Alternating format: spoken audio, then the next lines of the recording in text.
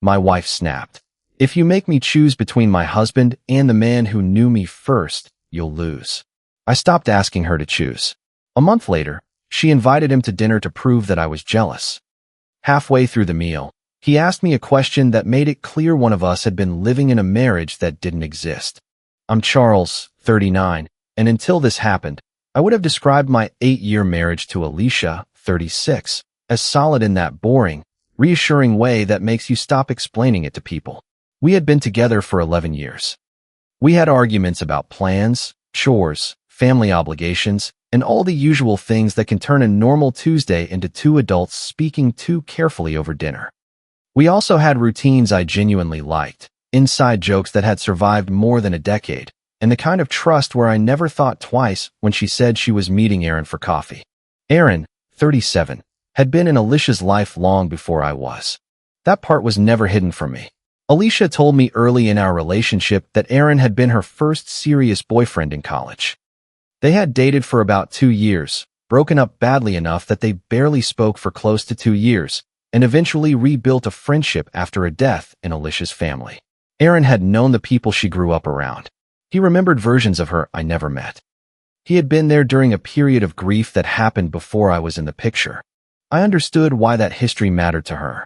I met him before Alicia and I got married. I met him several times afterward too. Nothing about those early interactions set off alarms. He didn't touch her in ways that made me uncomfortable. There were no lingering looks I had to pretend not to notice. He didn't act like he was waiting for his turn again. One of my clearest memories of the three of us was from years ago, when we got stuck at a restaurant after the kitchen lost our order. We were there forever, and by the time the food came, we had gone from annoyed to ridiculous. Aaron told a story about Alicia in college trying to make soup in a coffee maker because the dorm kitchen was closed. Alicia insisted he was leaving out the fact that he had eaten it. I remember laughing so hard I had to put my drink down. That was what Aaron had been to me for years. Somebody from Alicia's past who occasionally showed up in our present. I never felt like I had to compete with him. Looking back, I think that history became one of the reasons I ignored my own discomfort later. I took a certain pride in being reasonable. Secure husbands didn't make rules about who their wives could be friends with. Mature adults understood that people had histories. I had seen enough controlling relationships around me to know what I didn't want to become. So when things started changing, I spent a lot of time asking myself whether my reaction was the problem. About 9 months before that dinner, Aaron's long-term relationship ended. It had been serious enough that, from what Alicia told me, he had expected it to last. Suddenly, he was around much more often. At first, that seemed normal. Alicia would tell me he was having a rough week and ask if I minded if she met him for coffee. Sometimes she invited me. A few times he came over and we ordered takeout.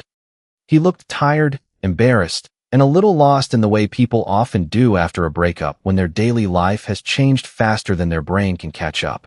I didn't resent him for needing people. There were longer calls, more messages. Alicia started knowing the details of every conversation he'd had with his former partner. For a while, I viewed it as temporary. He was hurt. She was an old friend. Old friends sometimes get called back into service when life falls apart. The first moment that genuinely bothered me happened about 6 months before the dinner. Alicia and I had argued about a weekend we were supposed to spend with family. I wanted to leave Saturday morning because I'd already rearranged other plans. She wanted to go Friday night. The actual disagreement wasn't important. What got ugly was that we both started attaching meaning to it. She said I always expected her to adjust around my plans. I said she was changing something we'd already agreed on and then acting like I was inflexible for noticing. We went to bed irritated and talked again the next morning. It wasn't resolved, but it wasn't some marriage-ending fight either. 2 days later, Aaron stopped by briefly to return something Alicia had left in his car. I was in the kitchen when he said, almost casually, "Hope the family weekend thing worked out." Those scheduling fights are the worst because nobody's really arguing about the schedule. I looked at him. He must have seen something on my face because he added, "Alicia mentioned you guys were stressed about it." Not that we had a disagreement. He knew enough to summarize the disagreement. I didn't say anything to him. After he left, I asked Alicia how much she'd told him. She gave me the kind of answer that technically responds without actually answering. I was upset. I talked to a friend. "I'm not asking you not to talk to friends," I said. I'm asking you not to take our fight straight to someone you used to be in love with. Her expression changed immediately. So that's what this is. What is? You're making it about our history. Because it matters here. Why? He's been my friend longer than he was my boyfriend. I remember taking a second before answering because I didn't want the conversation to become broader than what I was asking. I'm not saying you can't talk to him. I'm saying I don't want him getting a live recap of our marriage every time you're angry with me. She stared at me for a few seconds, then said, "Fine. I can be more careful." It was not a warm apology. She didn't say she understood why it bothered me. But she agreed, and at the time I accepted that as enough. That was another thing I did too often. If we reached language that sounded like agreement, I treated the issue as settled even when the actual understanding underneath it was still completely different. For the next month or so, nothing dramatic happened. Then there were small shifts. Alicia used to take Aaron's calls wherever she was. Now, if he called while we were in the same room, she sometimes stepped into the hallway or onto the back patio. Not every time, which somehow made it easier to dismiss. If she had suddenly started hiding every conversation, I probably would have confronted it sooner. Instead, it was inconsistent enough that I could tell myself I was noticing because I was already sensitive. She also started answering him during time we'd planned together. Again, not always. That's what made it hard to name. If we were watching something and his name appeared on her phone, she might text back immediately. If we were at dinner, she'd glance at a message and say, "He's having another issue with his ex."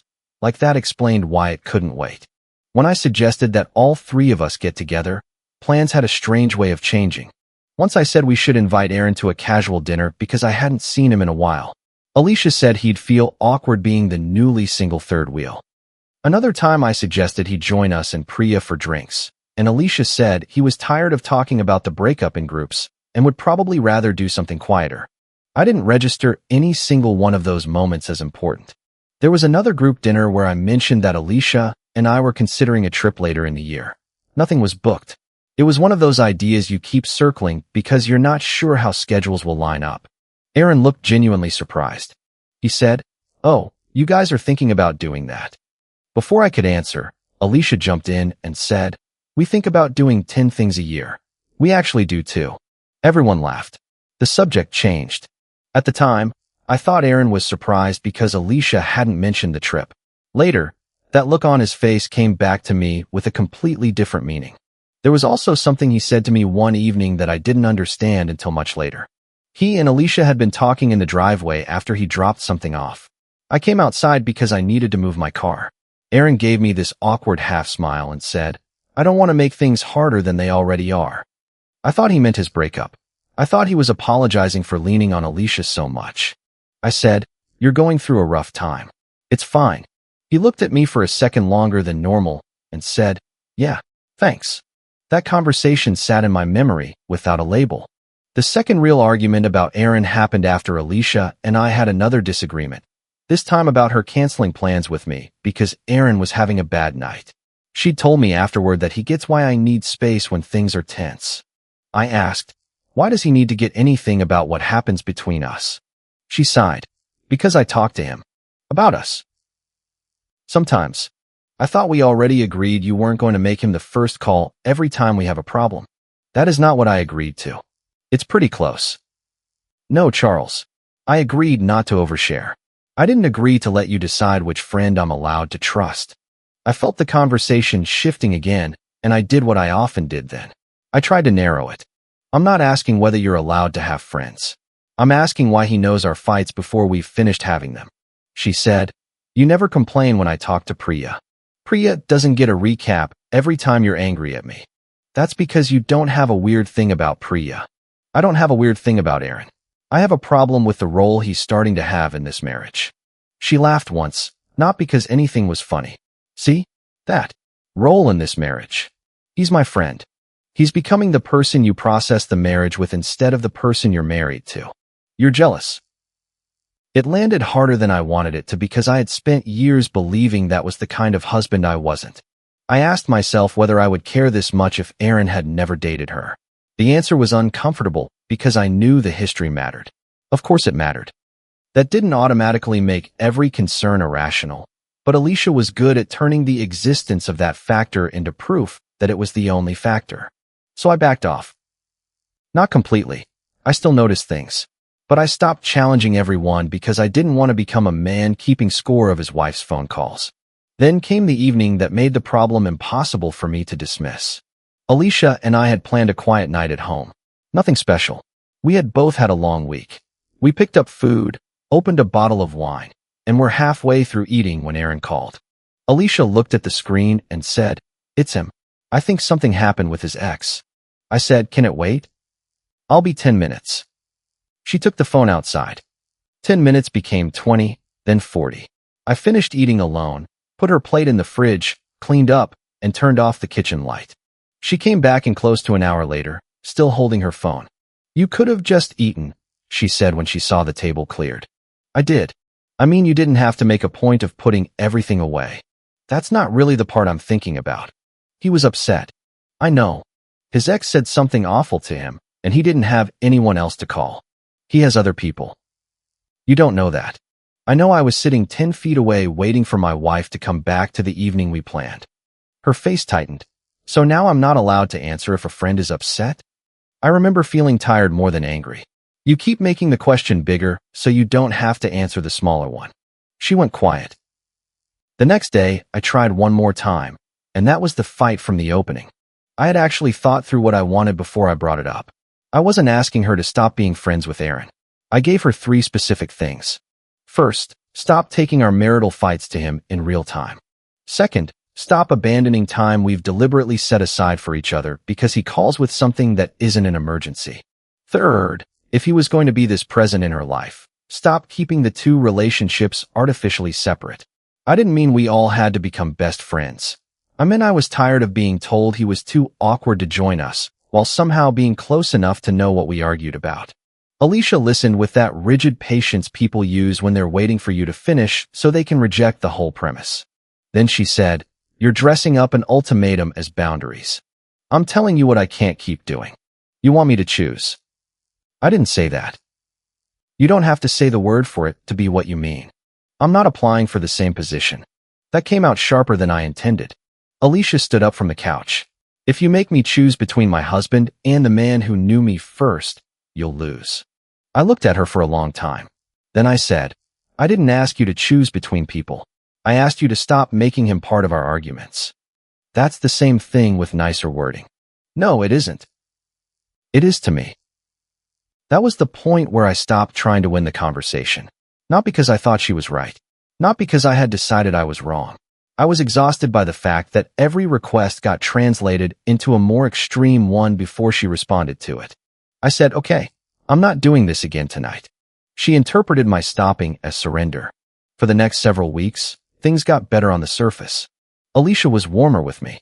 We cooked together more. She suggested a movie one night. We talked about a few plans for after the holidays. There was no dramatic Cold War. I didn't start investigating her. I didn't check her phone. I didn't ask where she was every hour. I didn't follow her. I just stopped arguing about Aaron and watched whether anything changed on its own. Some things did. She interrupted our time less often. Other things didn't. Aaron was still clearly present in her daily life. But because I had stopped objecting, it was easier for Alicia to behave like the problem had passed. One evening she said, almost teasingly, "You'd like him if you stopped seeing him as a threat." I said, "I used to like him fine." She gave me a look like I was being stubborn and changed the subject. About a month after that fight, Alicia suggested dinner with Aaron at our place. Her pitch was basically that normal contact would prove I had built the whole situation up in my head. "He's not trying to interfere in anything," she said. "I think if you actually spend time with him again, you'll see that." I hesitated, then agreed. I didn't plan questions. I didn't expect a confession. If anything, part of me hoped the dinner would make me feel stupid in a useful way. I would have preferred to discover that I'd been oversensitive. Aaron arrived with a bottle of wine. Alicia made one of the meals she usually cooked when she wanted something to feel casual but still put together. We ate at the kitchen table. The first 20 minutes were awkward because all 3 of us knew there had been tension, even if nobody named it. Aaron asked me about a show I'd mentioned months before. I asked how he was doing. Alicia kept the conversation moving. Then, slowly, it became almost normal. Aaron told a story about a terrible apartment he'd lived in after college. Alicia corrected half the details. I made a joke about how every story from their 20s seemed to involve somebody's car failing. At one point, I caught myself thinking that maybe this was what Alicia had wanted me to see. He wasn't acting possessive. She wasn't staring at him across the table. There was no secret code. I almost relaxed. Then I mentioned that Alicia and I were still considering the trip we'd talked about earlier in the year, maybe later than originally planned because the timing had gotten complicated. Aaron's fork paused halfway to his mouth. It was a tiny thing. He said, "Oh, you guys are still thinking about that." Alicia answered before I did. "We haven't decided anything. Charles keeps looking at dates and then realizing none of them work." I said, "We were talking about spring." She gave me a quick smile. "Exactly. Nothing said." Aaron looked down at his plate. The conversation moved on, but something in me stayed with that reaction. Later, after dinner, Alicia brought out coffee. Aaron and I were talking about holiday plans. He seemed more relaxed by then. He said, "So are you still thinking you'll move out after the holidays, or did you guys decide to keep things as they are?" I thought I had misheard him. "Move out of what?" I asked. Alicia turned toward us so quickly that the spoon in her hand hit the side of a mug. "Aaron means that conversation we had about needing space," she said. Aaron looked at her. "No, I meant the separation." I didn't say anything right away. Alicia did. "It wasn't a separation. We were talking about being distant." He's using the wrong word. Aaron's face changed. He looked from her to me. "You told me he knew." Alicia said, "He knows we've been having problems." "That's not what you said." She was getting angry now, but not at the claim itself. At him. "Aaron, those were private conversations. You said you were basically separated." I said emotionally we'd been living like that sometimes. "You heard what you wanted to hear." He leaned back. "No, Alicia. You said Charles knew. You said he didn't want people talking about it because you were still figuring things out." I was still sitting there, trying to understand what version of my life was being discussed in front of me. I asked her one question. "Did you tell him we were separated?" She said, "Not like this." That answer told me more than a clean no would have. Aaron looked sick. Alicia looked furious. I realized there was nothing useful left to do at the table. I said, "Dinner's over." Alicia turned to me. "Charles, please. I'm not doing this with both of you sitting here." Aaron stood up immediately. He said, "I'm sorry. I genuinely thought you knew." I didn't know whether I believed him yet. I said, "I need you to go." He did. The door had barely closed before Alicia started talking. She said Aaron had misunderstood months of venting. She said she had used words like done and over it when she was frustrated, not literally. She said he was embarrassed about his own situation and probably projecting. She said he knew we were still together. I kept asking the same narrow questions. "Did you tell him we were separated?" I told him we were in a bad place. "Did you tell him I knew?" "You knew we were in a bad place." "That's not my question." She stood in the kitchen with both hands flat against the counter. "You're trying to make me repeat his wording like it's mine. Is it yours?" It's not that simple. That night was the first time in our marriage I understood how frightening vague language can become when someone is using it on purpose. I wanted certainty immediately. I wanted to go backward through every conversation from the past 9 months and force each one into either true or false. I wanted to know whether the dinner had just exposed a misunderstanding or something much bigger. Alicia wanted to keep talking until I accepted one of her explanations. I finally said, "We're not solving this tonight." She said, "So you're just going to punish me by shutting down?" "No, I'm stopping because I don't know what's true yet." That was the first sentence all night that made her go quiet. I slept in the other room. The next morning, I barely spoke to her before leaving the house for a few hours. I wasn't trying to make a dramatic exit. I just could not sit across from her at breakfast and talk about normal things. Around noon, Aaron texted me. He wrote, "I'm sorry about last night. I need to explain what I thought was happening. I'm not asking you to take my side." I stared at it for a while before answering. We agreed to meet somewhere neutral the next afternoon. When I got there, Aaron looked worse than he had at dinner. He didn't start by apologizing again. He started defensively, which actually made the conversation feel more real. "She told me you two were done," he said. "I wasn't trying to sneak around behind you." I said, "We weren't done. I know that now. We were sharing a bedroom." He looked away. "I didn't know that. We were making plans. I saw that last night." We were arguing about things because I thought we were trying to fix them, not because I thought we were ending the marriage. Aaron rubbed his hand over his face. She said you were under the same roof while you figured out what came next. When did she start saying that? He hesitated. Several months ago. How many? I'd have to look. Then look. He did. I want to be clear about what happened next, because this became important later. I did not ask him for his phone. I did not demand access to every conversation they had. Aaron was the one who offered to show me the messages that were relevant because, in his words, I need you to know I didn't invent this. The messages were not a perfect confession. There was no single text that said, I am lying to my husband so I can keep you emotionally close. What there was, over and over, was a consistent story. Alicia had told Aaron our marriage was basically over. She had told him we were still living together because we were trying to decide what came next. She had told him I knew that was the situation. And more than once, when he suggested talking to me directly or worried about making things awkward, she told him not to bring it up because I didn't want people in our business. One message from her said, he knows where we are. He just doesn't want it turned into a public thing before we know what we're doing. Another said, please don't ask him about it. It'll make him feel cornered, and then I'll have to deal with that too. That one stuck with me because I could see how neatly it solved her problem. It made Aaron believe silence was respectful. I asked him when the first message like that appeared. He scrolled back. The date was a little more than 3 months before the dinner. I knew exactly where Alicia and I had been in our marriage that week because I still had ordinary memories attached to it. We had gone to a friend's birthday dinner. We had slept in the same bed. We had spent part of Sunday talking about the trip that later surprised Aaron. We had also had an argument that week, but it was an argument about how we were treating each other, not a conversation about ending anything. I said, what happened right before she started telling you this? Aaron was quiet for a long time. Then he said, I told her we needed to back off. That was the moment the shape of it changed. What do you mean? He looked embarrassed. We were talking too much. I was calling her for everything. She was calling me about you. It started feeling like, I don't know, like I was becoming too involved. Did something happen? No, not physical. Nothing like that. That's not what I asked. He nodded once. I know. Then he said, I told her I didn't want to be a problem in her marriage. I said maybe we should stop talking every day for a while. And then she told me it wasn't really a marriage problem because you two were already basically separated. I sat there looking at him. He added, she said you knew. She said the only reason it looked normal from the outside was because neither of you wanted to make some big announcement before you figured out logistics. None of that had happened. I asked, and you believed her? Yes.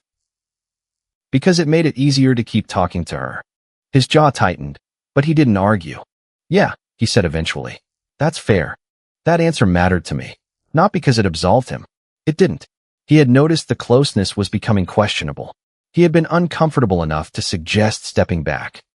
Then Alicia gave him a version of reality where he no longer had to feel guilty, and he accepted it without verifying anything. He should have asked me. He knew that too. I should have asked you, he said. I can admit that. I said, you had chances. I know. I thought about the time he'd told me he didn't want to make things harder than they already were. I had thought he meant his own breakup. Now I realized he had been trying, imperfectly, to signal concern about a marriage he believed was already ending. He had been standing in my driveway believing I knew the same story he did.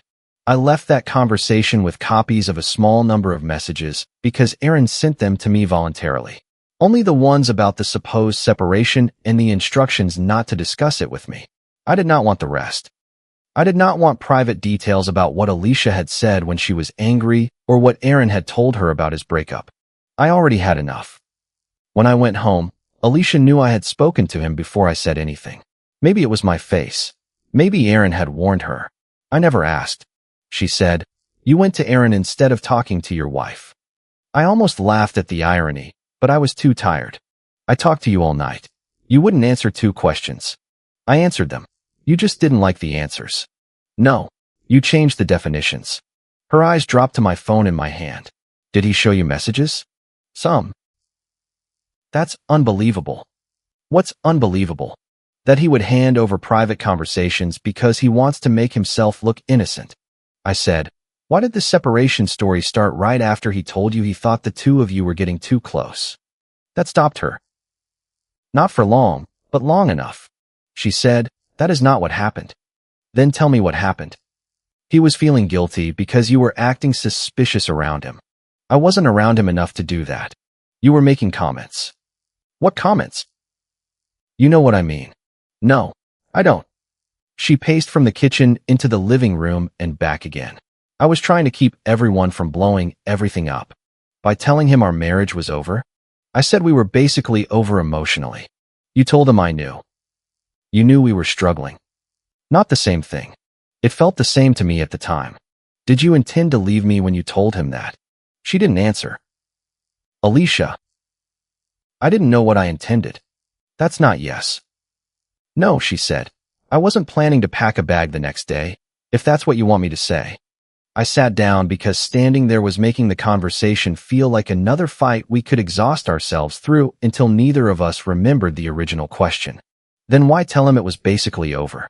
She looked at me, and for the first time since dinner, her explanation sounded less polished. Because I was scared of losing one of the oldest people in my life. I said, so you made him think you'd already lost me? She flinched.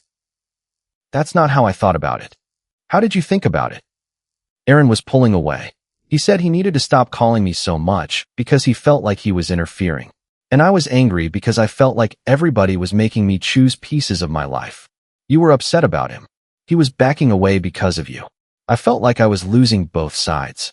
You weren't losing me. You were pulling away too. Because I was telling you there was a problem. She shook her head. You're making it sound calculated. Was it false? She looked away. I asked again. Was it false? Yes. That was the first clean answer. Then she immediately tried to soften it. But not completely. We were distant. We were fighting more. You slept on the couch twice that month. After arguments. Not because we were separated. I know. Did Aaron know that? No. We sat there for a while. Then she said the sentence she had already said in different forms since dinner. Nothing physical happened. I believed her. That was the strange part. I believed her then, and I still believe her now. I believe you, I said. That's not the relief you think it is.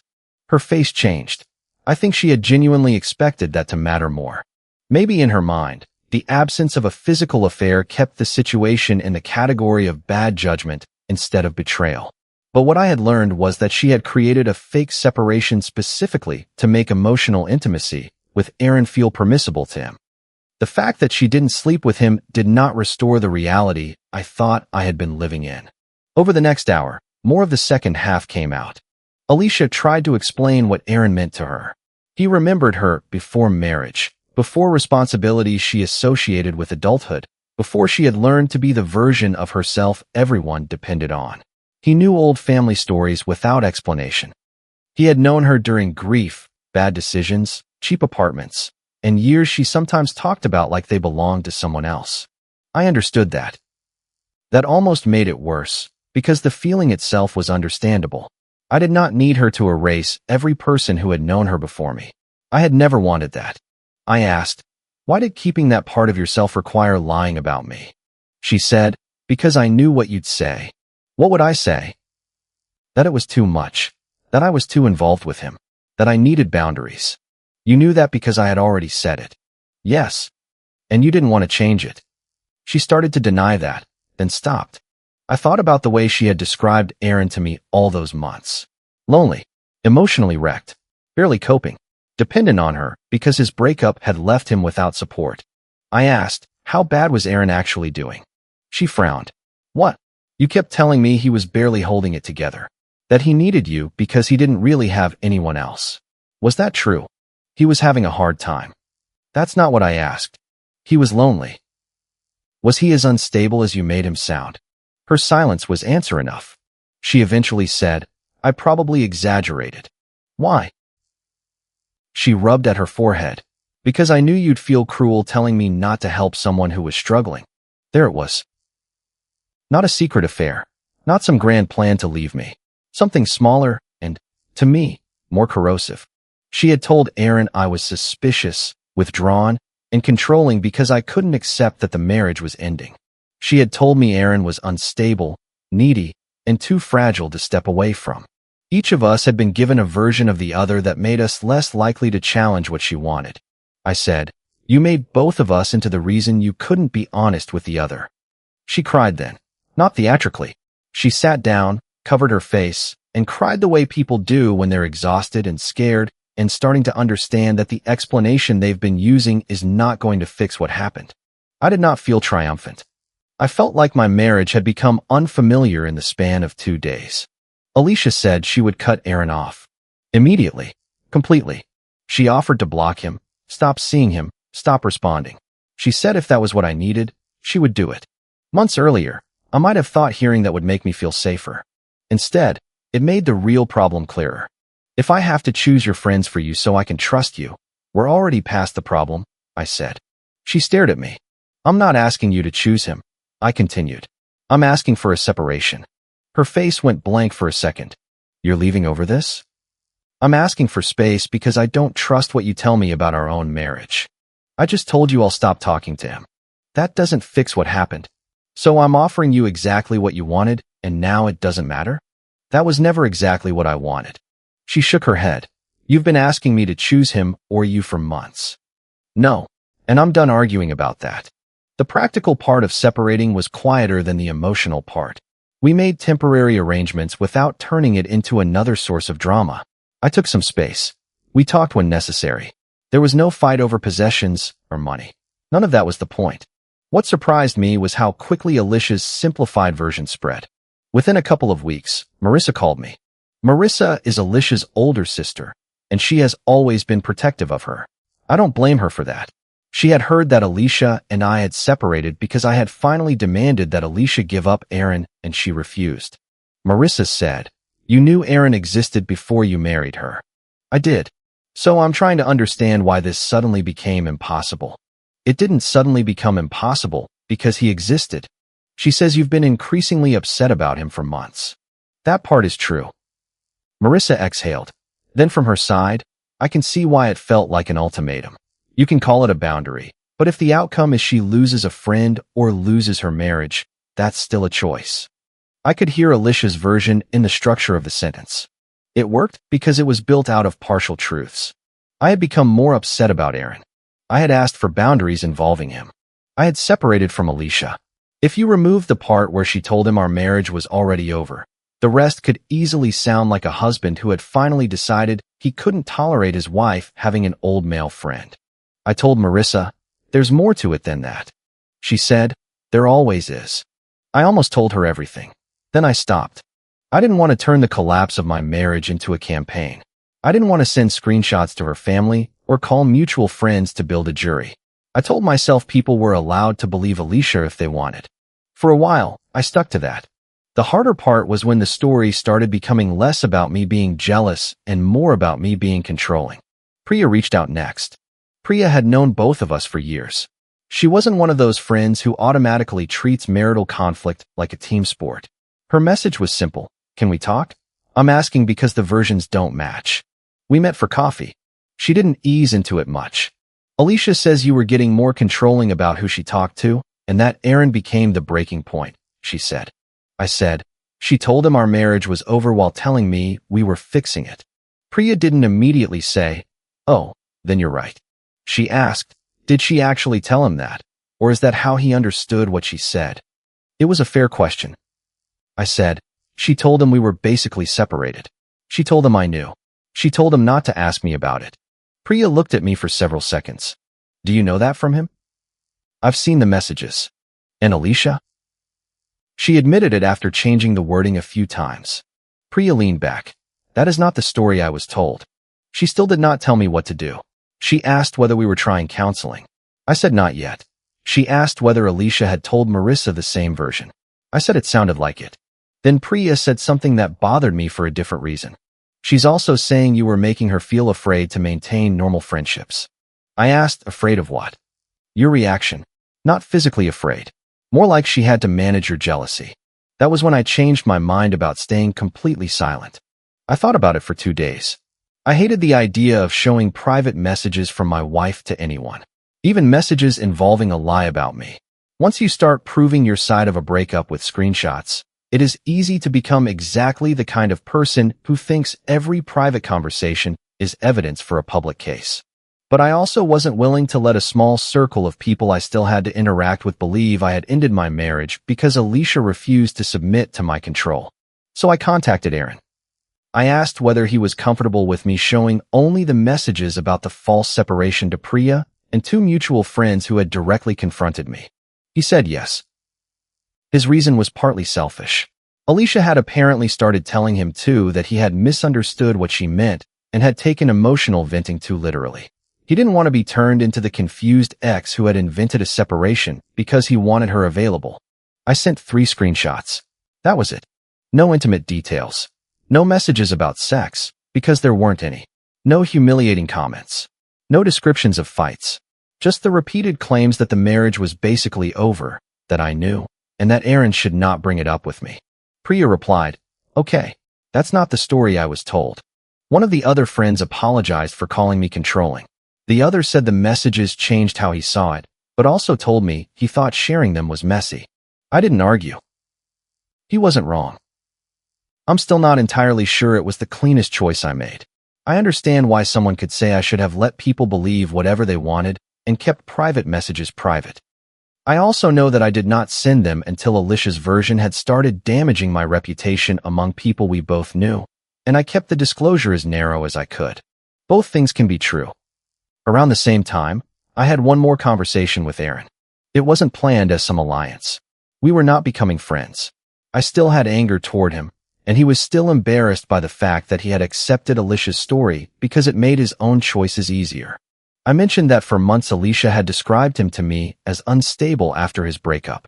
I said she had told me he didn't have anyone else, that he was emotionally dependent on her, and that asking her to step back would be cruel because he was barely managing. Aaron just stared at me. "She told you that?" "Yes." I was a mess for a while, but not like that. I know that now. He gave a short, humorless laugh. "She told me you were the unstable one." "What exactly did she say?" "That you were suspicious all the time. That you were withdrawing because you couldn't handle the marriage ending. That she had to be careful talking about me because you took everything as proof she was leaving you for me." We sat with that. Then Aaron said, "She made each of us the reason she couldn't be honest with the other." I had said almost the same thing to Alicia. Hearing it from him made the structure feel even clearer. Not long after that, Aaron told Alicia he needed distance and stopped the regular calls and meetups. Alicia blamed me. She called and said, "You turned him against me. I didn't tell him to stop talking to you. You told him private things I said about him. I told him what you told me about him after I learned what you told him about me. So now you two are comparing every conversation I've ever had." "No. That's what it feels like." I said, "I'm not going to apologize because the two people you were giving different stories to eventually spoke directly." She went quiet. That was the karma, if there was one. I didn't have to destroy either relationship for her. The arrangement only worked while Aaron and I stayed separated by the versions of each other she had given us. Once that barrier disappeared, neither relationship could continue on the terms she had built. Aaron stepped away because he realized his closeness with her had been preserved by a lie. I stepped away because I realized my marriage had been preserved by one too. A few weeks later, Alicia asked if I would try counseling. I said yes. Some people later took that as proof I didn't really believe what she had done was serious. For me, it was the opposite. 8 years of marriage were serious. 11 years together were serious. I didn't want to end that because I was angry in the immediate aftermath of a revelation. I also didn't want counseling to become a place where a stranger decided which one of us was the villain. The first sessions were rough because Alicia kept coming back to the absence of a physical affair. She would say things like, "I know I lied about where we were, but I never crossed that line." I would say, "That's not the line I'm talking about." She would say, "But it matters." And I'd answer, "It matters. It just doesn't solve this." What I kept returning to was the same basic problem. You needed both of us to believe different things so neither of us could make an informed choice. At first, Alicia said that sounded too deliberate. She insisted she had been reacting moment to moment, trying to calm Aaron down, trying to keep me from becoming more suspicious, trying to preserve friendships, trying not to lose anyone. Eventually, Over multiple sessions, she stopped arguing with the word deliberate. Not because she had sat down months earlier and written a plan. She hadn't. But she had known the stories were incompatible and had made choices to keep them from colliding. She admitted she knew Aaron might withdraw if he believed our marriage was intact. She admitted she knew I might withdraw from her if I understood how emotionally dependent she had become on Aaron. She admitted she had used each man's vulnerability to make the arrangement easier to maintain. That was hard to hear, but weirdly, the sessions got calmer after she started answering questions without changing the definitions. She also began taking responsibility outside counseling. She stopped blaming Aaron for misunderstanding. She corrected part of what she had told Marissa. I know because Marissa contacted me later and said, "I still think there were problems before this, but I understand now that it wasn't just about you wanting Aaron gone." That was as close as Marissa ever got to agreeing with me, and I respected it more than I would have respected some sudden conversion where she decided her sister was terrible. Alicia apologized to me without attaching a demand that I forgive her immediately. For a while, I seriously considered staying. That surprised me. There were sessions where I could see the woman I had married clearly. She was still funny, still perceptive, still capable of noticing when I was shutting down before I said it. She was also more honest than she had been in months. Sometimes we left counseling and talked in the parking lot for another half hour because it felt possible that maybe truth, once it finally arrived, could still be enough to rebuild something. But outside those conversations, I noticed changes in myself that I couldn't ignore. I would start telling Alicia something ordinary about my day, then hesitate because I wondered how the story might be repeated later. If she said she had talked to someone, I found myself wondering which version of our relationship that person had been given. If she said, "I told Priyo we're trying," I would think, what exactly does trying mean in that conversation? It wasn't constant. That almost made it harder. There were hours when I felt normal with her, and then one small phrase would remind me that I no longer trusted the shared meaning of our words. During one counseling session, Alicia said, "I can tell you the truth now." She meant it as reassurance. I believe she meant it sincerely. But the word "now" stayed with me. I didn't need a wife who could tell me the truth once the cost of lying had become undeniable. I needed to know that the version of our life I was living in was the same one she was describing when I wasn't in the room. I couldn't get that confidence back just because she was remorseful. That was the painful part. Remorse and repair are not the same thing. Alicia was finally doing many of the things I would have begged her to do months earlier. She was answering directly. She was correcting false stories. She was taking responsibility. She had stopped using Aaron as the explanation for everything. She wasn't demanding immediate forgiveness. And still, when I imagined staying married to her, I felt myself preparing to verify reality for the rest of my life. I didn't want that marriage. So after enough time had passed that I knew I was not making the decision in the heat of the dinner or the first confrontation, I told her I was ending it. We were sitting across from each other after a counseling session, not in a dramatic place. No audience. No speech prepared. I told her, "I don't think I can come back from this." She cried quietly for a while, then said, "I never chose Aaron over you." I knew what she meant. She meant there had been no secret plan to leave me and run back to him. She meant that when forced to look at what she wanted, she had wanted the marriage too. "I know," I said. "You kept trying not to choose it all." There wasn't anything satisfying about saying it. I wasn't winning. I was ending a marriage with someone I still loved because love had stopped being enough to make the relationship feel real to me. The months after that were uneven. Some mutual friends stayed closer to Alicia. A few clearly thought I had given up too quickly, especially because there had been no physical affair. One friend told me directly that he thought emotional betrayal could be repaired if both people were willing to do the work. I didn't argue with him. Maybe in another marriage, with another pattern, that would have been true. Priya stayed in contact with both of us. She never became my spokesperson, and I never asked her to. Marissa stopped accusing me of jealousy, but she remained Alicia's sister. That was appropriate. Aaron stayed out of Alicia's daily life as far as I knew. Months later, he sent me one final message. He said he had been thinking about how many times he could have asked one direct question and didn't because the answer he had been given was convenient. He said he was sorry for that. I wrote back that I had done a version of the same thing. I had spent too long asking myself whether my discomfort made me jealous instead of asking whether the behavior itself was acceptable to me. We didn't keep talking after that. I don't think Aaron was innocent. I also don't think he was a man who had waited 15 years to steal somebody else's wife. He noticed the closeness was crossing into dangerous territory, tried to pull back, and then accepted a story that made staying close easier. That was his failure. Mine was different. I had confused being secure with being endlessly accommodating. For years, the fact that Aaron had known Alicia before me genuinely did not bother me. His old stories didn't threaten me because I still felt included in her present. I could hear about the coffee maker's soup, the terrible apartments, the grief he had helped her through, and none of it felt like a competition. That changed only when Alicia started building a version of the present I wasn't allowed to know existed. She told me Aaron was fragile, so I would feel cruel asking for distance.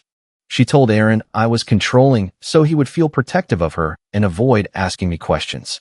She told him our marriage was ending, so he would stop feeling guilty about their closeness. She told me our marriage was something we were still working on because she wanted to keep it. For a while, both men cooperated because neither of us knew the other had been handed a different map. I still think about the original argument sometimes. If you make me choose, you'll lose.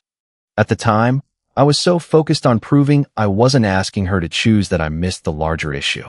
Alicia had already been making choices. She had just been making them by controlling what everyone else knew. By the end, I wasn't asking who she would choose. I was deciding whether I would stay in a relationship where I could no longer trust that the reality being presented to me was the one I was actually living in. I chose not to. Thanks for watching.